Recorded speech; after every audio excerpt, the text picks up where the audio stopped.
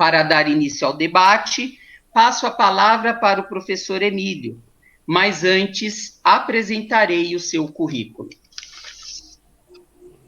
Psicólogo, pós-graduado em Educação Inclusiva, 3 especializações pela USP, atua há 34 anos como pesquisador científico em instituições universitárias nas áreas da educação inclusiva, psicologia e pessoas com deficiência. Tem 77 livros publicados no Brasil e exterior. Doutor em psicanálise e doutor em teologia. E ontem tivemos a honra, no Colóquio Internacional Educom, de publicar, fazer o lançamento do seu livro. Foi ontem, às 12 horas. Né? Parabéns pelo lançamento, professor Emílio. Então, agora, eu passo a palavra para o professor Emílio, para a sua saudação, e após teremos o vídeo. Com a palavra. Bom dia a todos. É um grande prazer participar desse evento. E quero colaborar um pouco com vocês. Então eu vou começar com o vídeo, tá? Que eu preparei. O poder transformador e inesperado da educação nas vidas de todos. Olá, bom dia a todos. Começo agradecendo o convite para participar deste evento e quero fazer 2 considerações. Primeiro, para compensar minha dificuldade de dicção, resolvi escrever esta minha fala. Convidei o ator teatral e meu amigo Geraldo Ferreira para gravar a narração e montei esta apresentação em vídeo. O que também é uma forma de mostrar como nós, pessoas com deficiência, podemos usar a tecnologia ao nosso favor para nos comunicar. Segundo, como nesta mesa temos 3 pessoas maravilhosas para falar de vários aspectos que envolvem a educação inclusiva, peço licença e vou focar minha fala em meu relato pessoal e impressões. Bem, vamos lá. Quando fiquei com paralisia cerebral durante o meu parto, no final dos anos 1960, com sérios danos na fala e na coordenação motora, para grande parte das pessoas que me conheciam, eu já estava com o meu destino traçado. Ser dependente das outras pessoas, isolado dentro das instituições. Ainda mais naquela época onde nós, pessoas com deficiência, vivíamos totalmente excluídos da sociedade. Alguns médicos chegaram a dizer que eu nem seria alfabetizado. Só que meus pais não acreditaram nisso, ensinando-me a ler e escrever aos 5 anos de idade. Quando descobri o mundo das letras, comecei a escrever meus primeiros textos e dizia que seria um escritor. Aqui está o primeiro e fundamental pilar da minha vida. Desde bebê, minha família nunca duvidou de mim. Sempre procurou os recursos terapêuticos e educacionais. Tratou-me com igualdade com minhas irmãs e demais crianças, empurrando-me para a vida e todas as possibilidades. Meus primeiros anos escolares foram isolados dentro da AACD, Associação de Assistência à Criança Deficiente. Em 1977, fui transferido para a AACD Santana. Nesta época, existia um muro interno que separava as unidades do Colégio Buenos Aires, impedindo nós, os alunos com deficiência, em ter contato com os demais. Quantas vezes eu ficava olhando pelo portão de grade com cadeado, as crianças correndo e brincando no pátio, e não podia participar com elas. E, quando o colégio tinha alguma data comemorativa, o cadeado era aberto e nós, alunos da AACD, podíamos ir até lá. Mas ficávamos separados, vigiados em um canto do pátio, sem poder se misturar e brincar com as demais crianças. Só que eu conheci os dois lados da educação. Em 1981, ao ser desligado da AACD aos 11 anos de idade, minha família conseguiu um documento que o governo emitia na época, autorizando alunos com deficiência a ingressarem em escolas ditas normais. Mudei-me para um colégio público em uma cidade pequena, aonde moravam os meus avós maternos. Na AACD, eu estava no equivalente à 4ª série. Especialistas da época acharam por bem me regredir 2 anos, temendo que eu não acompanhasse a classe, e me matricularam na 2ª série. Fui para a classe do professor Maroca. Esse mestre tinha por hábito pessoal, desde os anos 60, 70, andar pela cidade procurando crianças com várias deficiências e levá-las para a escola. Criava todas as condições pedagógicas para elas. O Maroca já promovia a inclusão escolar em décadas, onde nem sequer se cogitava isso. Um professor que acreditava em si e não media o desafio de educar qualquer aluno. Na classe do Maroca, eu comecei a acompanhar todas as atividades como os demais alunos, a fazer e entregar trabalhos, participar dentro das minhas possibilidades de todas as atividades, a fazer provas e ter que tirar as médias para fechar o ano, sem qualquer privilégio, o que não pode haver para ninguém na educação inclusiva. A única diferença era que o professor Maroca colava minhas folhas de atividades com durex na mesa para eu escrever. O ano findou, fui passando de ano, mudando de professores.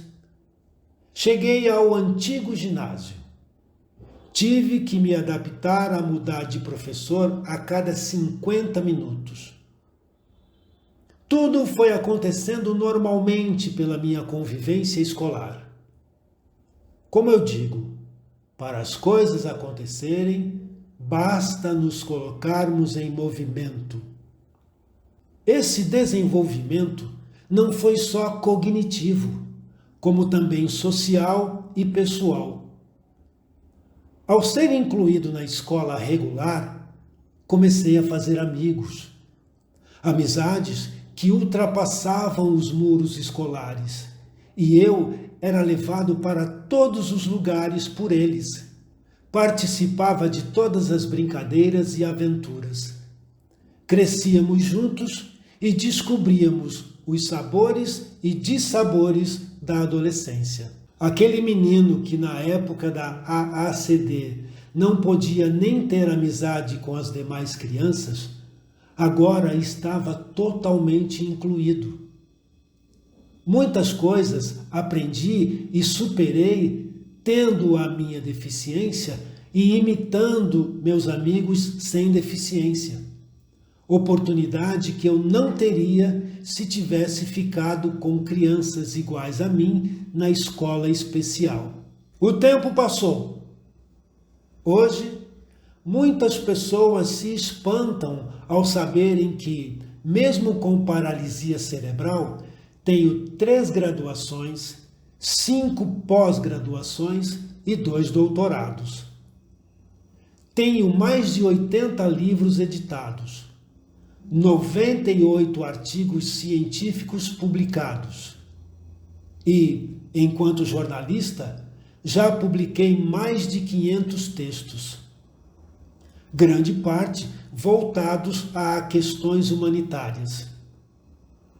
Tenho vários cursos gratuitos online de educação inclusiva que monto e ofereço gratuitamente, atingindo já mais de 30 mil pessoas. Viajo sozinho todo o Brasil, fazendo palestras, o que é uma grande superação, pois me viro em aeroporto e hotéis sem apoio daquelas pessoas que sempre estão à minha volta. Ao iniciar 2020, decidi me dedicar integralmente à carreira de escritor. Planejei que todos os dias iria fazer pelo menos uma ação em direção a isto. De repente, eu e todo o mundo fomos surpreendidos com o coronavírus e o isolamento social.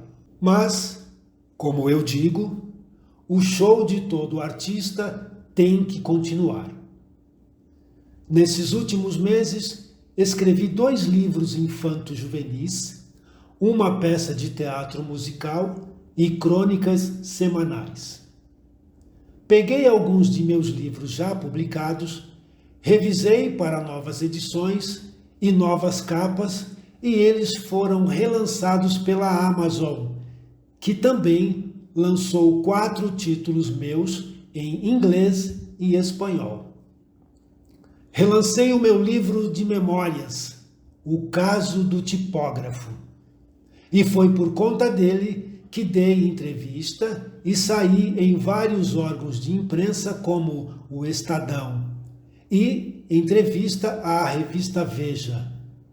Até participei de algumas lives. Recentemente, fechei a 2ª versão de um roteiro de um longa-metragem, uma história sobre educação inclusiva que está concorrendo em um concurso internacional. Sabe, essa rotina de ficar quase o tempo todo em casa, em minha mesa de criação, eu já tinha antes da pandemia. O que vocês hoje estão experienciando com o isolamento social e privações, para muitos de nós, pessoas com deficiência, infelizmente, sempre foi normal. Mas digo que fui capaz de continuar fazendo tudo isso porque um dia eu fui incluído numa escola regular.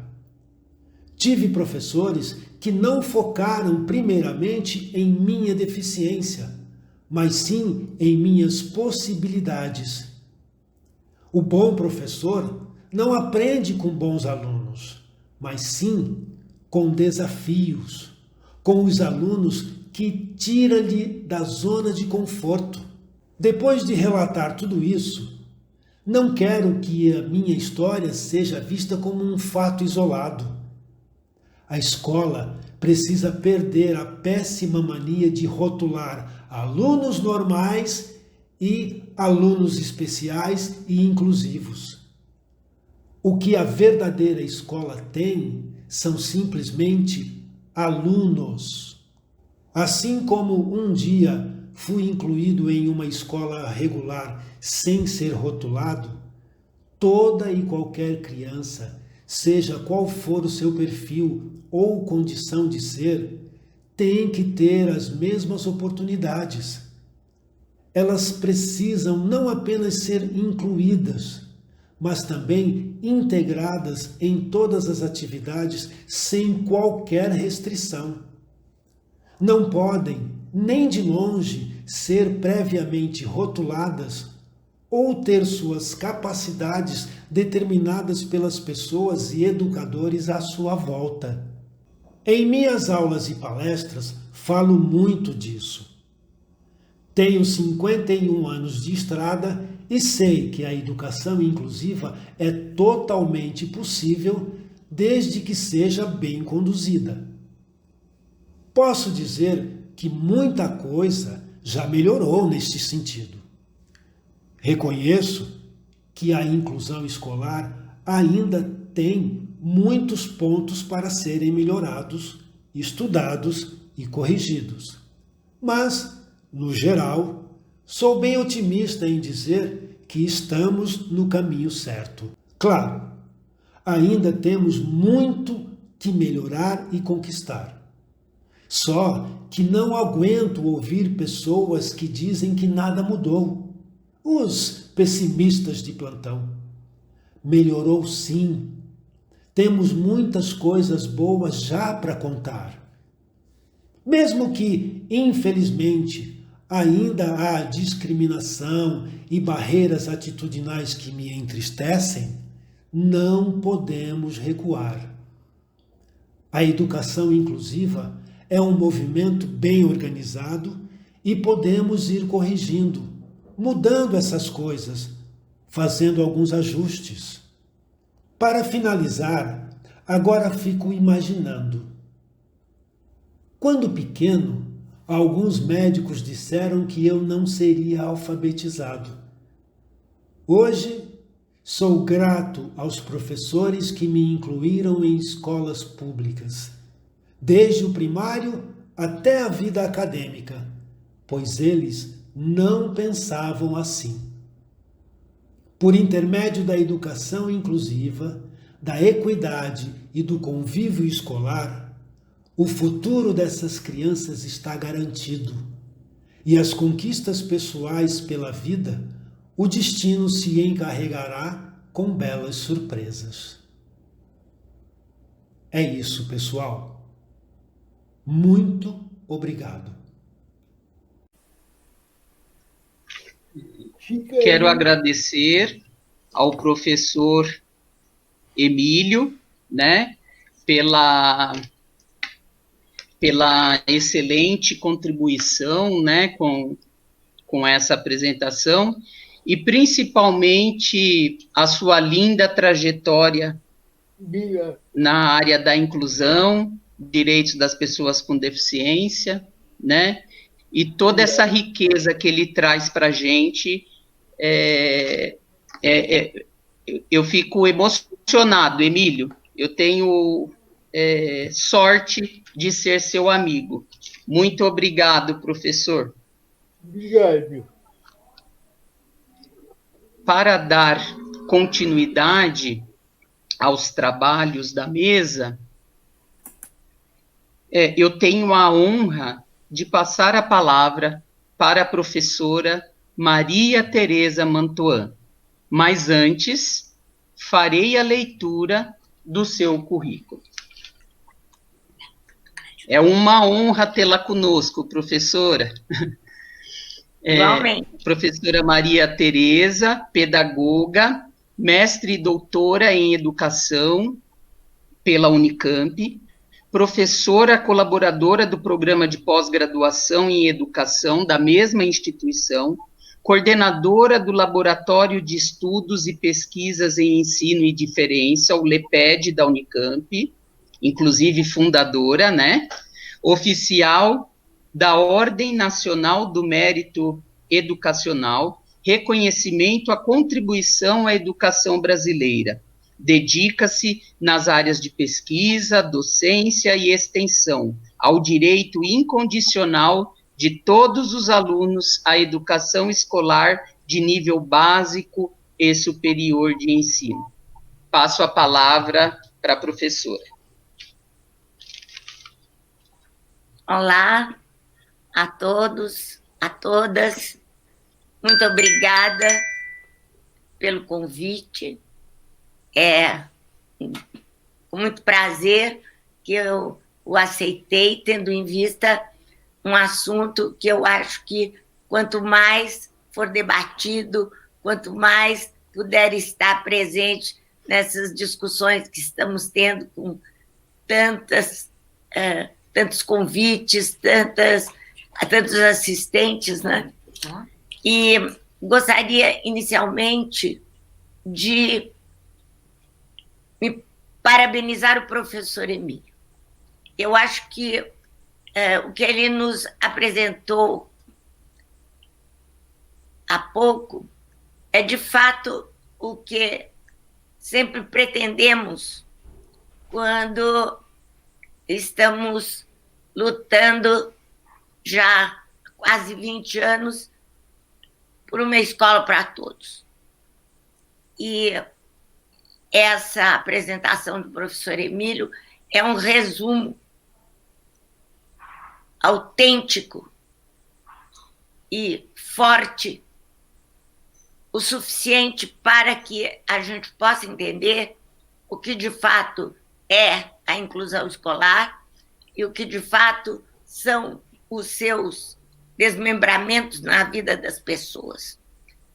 E depois do que ele nos apresentou, fica muito fácil justificar políticas públicas voltadas para a inclusão. Meus parabéns a todos os professores que colaboraram para que o professor Emílio pudesse, de fato, nos mostrar, como tem mostrado, o que ele é. O que ele é e o que ele é capaz de produzir. E é isso o que nós queremos de todos os professores, de alunos com e sem qualquer deficiência. Isso não é fácil, porque fazer da escola um lugar que abre portas aos talentos, que recebe o aluno, como disse o professor Emílio, como aluno, como um estudante que tem todo o direito à educação, direito esse que é garantido pela nossa Constituição, é o que a gente espera. É o mínimo que se pode esperar da escola. Toda política pública voltada para a educação tem de considerar exatamente isso, não é? A responsabilidade da família e do Estado de prover a educação para todos, para os novos de uma geração. E uma educação que abre portas para as possibilidades de cada um,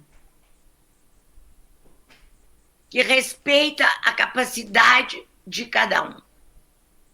Aliás, isso também faz parte do preceito constitucional relativo à educação, no artigo 208, quando a gente tem muito claro que todo mundo tem o direito de desenvolver suas capacidades. E como não somos seres padronizados, somos seres singulares, diferentes uns dos outros, mas com o mesmo direito à educação, temos capacidades diferentes. E tendo capacidades diferentes, são essas capacidades que temos o direito de desenvolver. E não uma capacidade que é definida de fora. E que, se não a tivermos, corremos o risco de estar fora da escola, de estar fora do mundo. Porque a escola é fundamental para a introdução dos novos de uma geração. A vida pública. A vida pública, como hoje, né, é vivida pelo professor Emílio, tem muito a ver com a formação que ele teve no momento de sua vida, que desvelou as suas capacidades e que não o aprisionou, não o capturou num diagnóstico, não o capturou, como ele diz bem, num rótulo, numa categoria, numa classificação. Por conta de tudo isso, é que nós lutamos em favor da inclusão escolar. Por conta de tudo isso que nós participamos da escrita da Política Nacional de Educação Especial na perspectiva da educação inclusiva e que sempre é contestada pelo MEC, pelo Conselho Nacional de Educação, por professores, diretores, escolas, que ainda não entenderam o que é óbvio, que é a diferença entre as pessoas e a responsabilidade do Estado, da família, de desenvolver a todos para que essas capacidades que são de cada um, elas possam se ampliar por uma educação que não se resume a atender a alguns que se encaixam numa categoria, num outro rótulo de crianças, jovens, estudantes ditos normais. A Política Nacional de Educação Especial, na perspectiva da educação inclusiva, ela foi criada exatamente para os propósitos que o professor Emílio destacou na sua fala e que são fundamentais. Ou seja, fazer com que cada um seja cada um e não uma categoria, em primeiro lugar.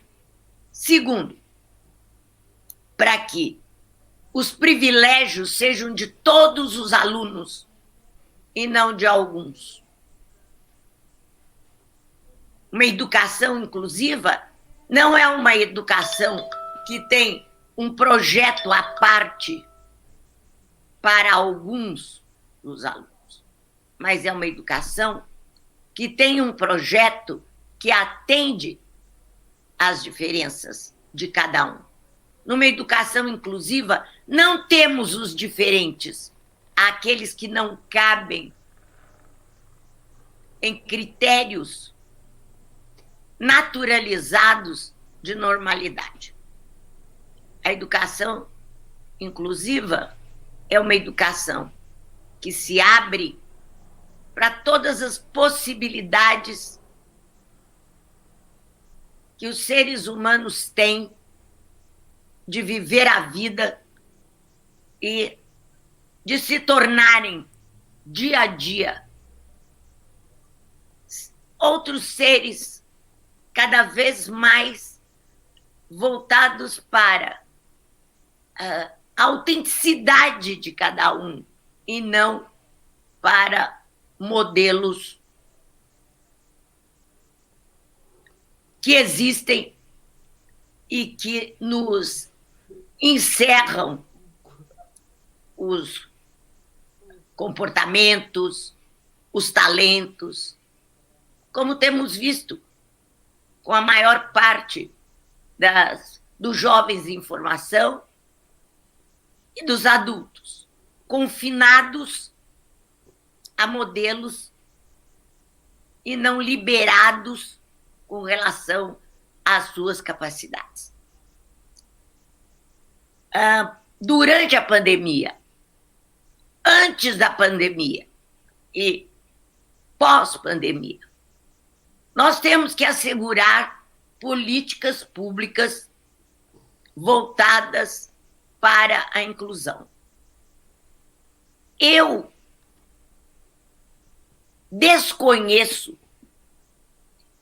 outra política que não seja a Política Nacional de Educação Especial na perspectiva da educação inclusiva, que, de fato, tenha sido criada em favor da inclusão de todos nas escolas. Ela foi criada para atender um público-alvo específico, porém, contava com uma visão de educação inclusiva,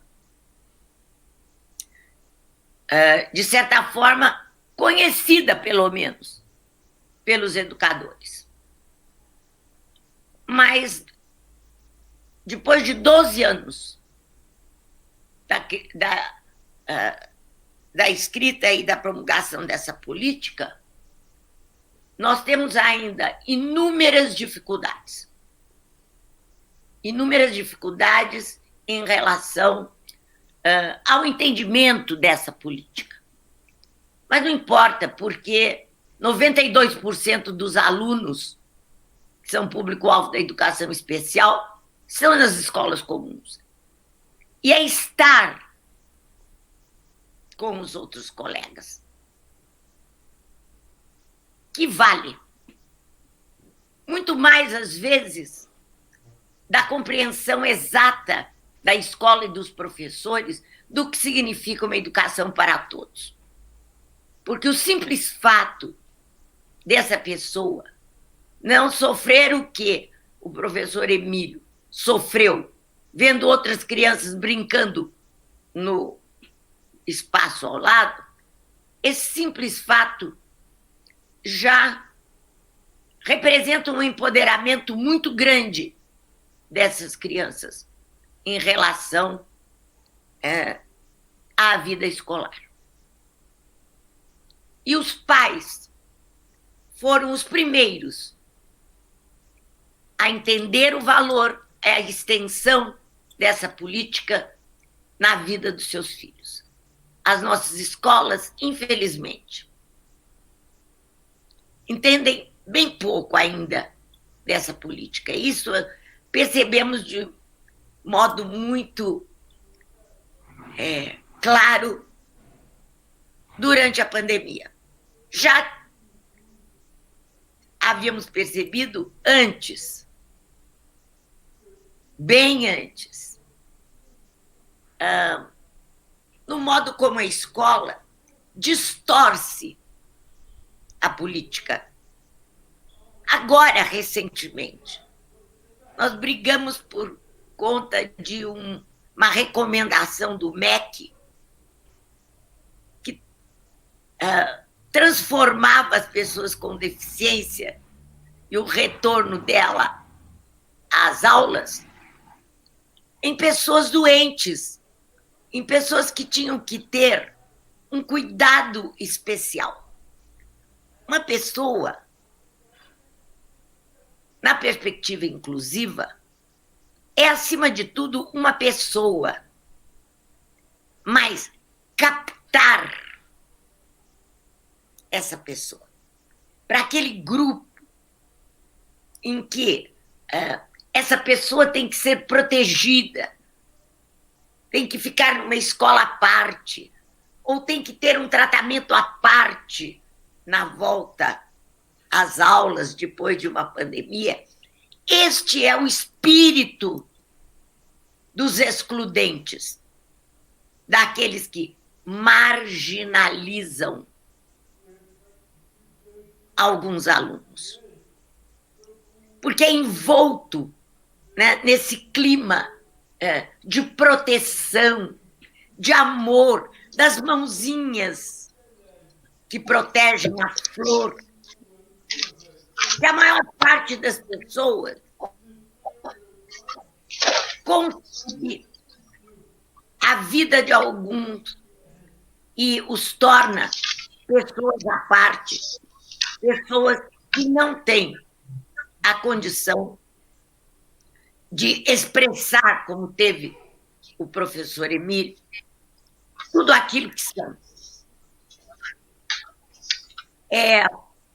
O fato de, nessa recomendação, existir um capítulo, ou nessa nota do Conselho Nacional de Educação, sobre uma atenção especial a essas pessoas, foi muito mal recebido pelo meu laboratório. Mais de 40 entidades ligadas a todas as áreas jurídica, educacional, se manifestaram contra essa separação entre o aluno da educação especial e os alunos comuns. Se todos voltam às aulas, elas também voltam. Se ninguém volta, eles também não voltam, porque eles são alunos, como disse o professor Figueira. Não são doentes. A doença, ela sempre esteve encravada no conceito de pessoa com qualquer deficiência ou problemas. Por quê? Porque o modelo médico da deficiência, que colocava na pessoa todo o problema, ainda persiste. Mas, desde a convenção, e muito antes da convenção, na era, eu já digo era, de 70 do século passado, mais ainda, nesse tempo todo que passou, a educação não teve capacidade de entender que o que faz alguém viver uma situação de deficiência é a incapacidade dela ter acesso ao meio comum, a ambiente de vida, em função de barreiras atitudinais, comunicacionais, linguísticas, físicas, e que a deficiência não é o que define uma pessoa. O que define uma pessoa é a sua capacidade. O que define uma pessoa é tudo aquilo que ela é e que sempre retorna diferente. Nós não somos estáticos na nossa identidade. A nossa identidade é mutante.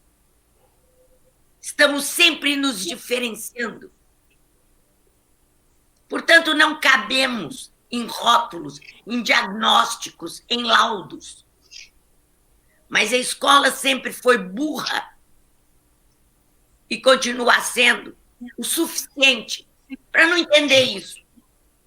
E que na pandemia, na pós-pandemia, eu espero, quem sabe, mas antes da pandemia, sempre teve a dificuldade de entender que as pessoas precisam de acesso aos bens. É um direito. E ter acesso aos bens para algumas pessoas implica em que se reconheçam essas barreiras e que essas barreiras sejam removidas. Barreiras atitudinais, barreiras físicas. A deficiência, ela é resultante da interação da pessoa com um meio que pode favorecer ou pode desfavorecer essa situação de deficiência em que vive. Ainda a gente ouve atividades adaptadas para pessoas com deficiência. Não é isso que uma política inclusiva defende. Flexibilização de currículos para pessoas com deficiência. Não é isso, o que não deixa de continuar sendo um tratamento à parte, como esse tratamento que o Conselho Nacional de Educação volta agora com mais de 20 páginas, querendo nos explicar que esses meninos precisam de uma atenção diferente de outras crianças que voltam. Professora, eu estou no fim. Mais 1 minuto, tá?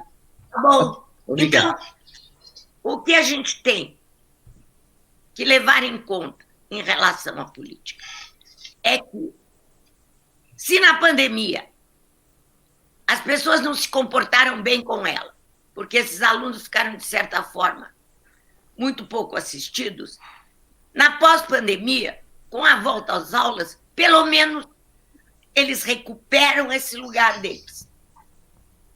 E, recuperando esses lugares, continuam sendo desafios para que a escola não trate a parte da educação deles, mas voltem a se preocupar de fato com uma escola de todos, para todos, onde esses meninos não estejam apenas junto com os outros colegas, mas com os outros colegas, compartilhando, convivendo numa escola que tem que ser de todos. Era só isso, muito obrigada.